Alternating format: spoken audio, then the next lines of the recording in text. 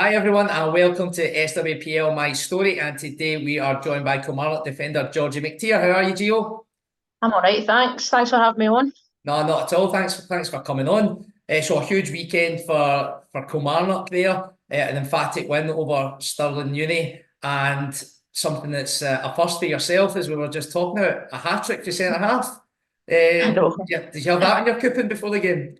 Oh, I did there, but I wish I did. A couple of the girls were saying that as well. Oh, I wish we put that on, but it's one of these things. No, it's great to see, but I think it just goes to show the performances that Kilmarnock have been putting in this season. It's right throughout the squad. You aren't relying on one player. You aren't relying on a bit of luck. It's just showing that there's a process there. Chappie's got, he's playing really well, and as the season's going on, you seem to be getting stronger and stronger. Yeah, aye. Well, definitely building as a unit as well. There was a lot of one of our main players was out on Sunday as well, Laura. She's got a wee bit of an injury now. She just thought she'd take a bit of rest. And we managed to still build with a wee bit of youth in there. When Arwen came in at the back, did class. It just shows you the depth we've got with the youth and everything in there. It's great. Sunday was a very enjoyable game to play in. I think as well that it can't be overlooked that it was, as much as you would have been full of confidence at the start of the season from the management downwards, it was a massive rebuild project at the start of this season with lots of new players coming in. Sometimes that works and you hit the ground running straight away, and sometimes it doesn't, but it seems to have really gelled naturally for you, and there seems to be a lot of rhythm, a lot of chemistry in your play. Yeah, definitely. I came in a wee bit late. I think a couple of games. I think they played 2 games before I'd actually come in and signed with them.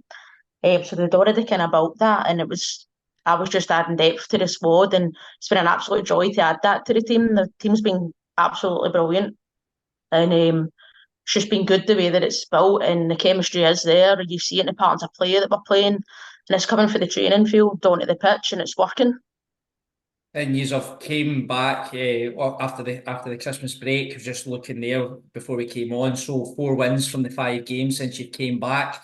You're sitting in second at the moment. It's a tough ask to Queen's Park being 10 points clear, but there's a lot of football to be played. You have got a little bit of a gap now to Livingston in third. So obviously promotion is the aim. But it goes to show you that you are being able to take those breaks, but then still come back and hit that rhythm that you were just talking about. Yeah, we didn't really have as much of a break. I think we only had like a couple of sessions off. We still kind of trained right through, just to make sure that we were still keeping fit because I think we had a game in was it the fifth?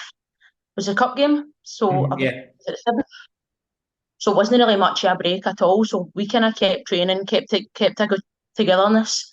Had a couple of things on during that time just to make sure that we all kept in touch and everything was still there, and just shows that building that and keeping the training going works because it's worked with these 5 games coming into play. There's such a variety of players and depth and experience within the squad at the moment.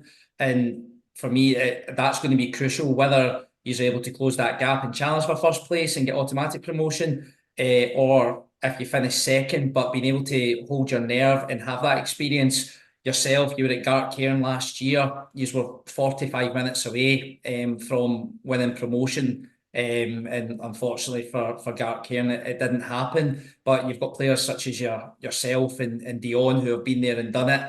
And then you've got the young players that have been bled in this season. Burnsy in particular has been outstanding. But how crucial do you feel that experience is, and for you to take those kind of leadership roles going into this running?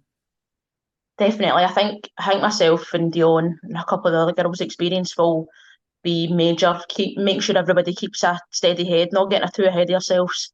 Um, Being 6 points ahead, Livy at the moment, but we need to just keep concentrating on one match at a time, keeping everybody level headed, making sure we're working hard and we're all going to battle for it.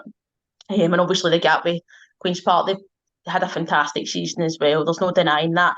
It seems to always be in this league. There's always one runaway team. I think the last 3 seasons it's been I think it was Aberdeen, Montrose, and then Dundee United, I obviously Queen's think. Park. You know. Yeah, Dundee United this season. I yeah. think I was in might have been the season before that. It was Aberdeen. Mhm. But it always seems to be there's one team that runs away with it. But hopefully we can keep the pressure on Queen's Park, making sure that they need to win their games. I think as whenever we've got anyone on and we're talking about SWPL 2, it's probably the most competitive league that there is, from top to bottom. Talk again about your former club, Gart Cairn, who looked dead and buried in December, and then they made some fantastic signings. It's obviously raised the game of the players that were already there, and they went on a fantastic run. They got themselves off the bottom of the table Definitely. at the Yeah. weekend there, and it just shows that there's no gimmies in that league, and anyone can beat anyone. So you have to be on your game every single weekend going into it.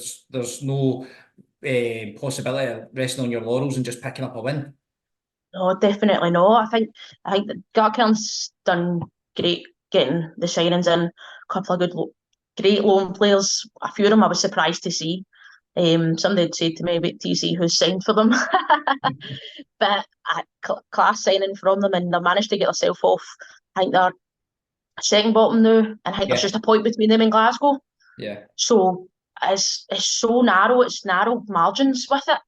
Mhm. It's going to be very, very narrow to see what's going to happen in these last run of the 10 games. It's exciting. And I agree with you, it is. It's the most competitive league. When you look at the scores every week, you don't know who's going to win.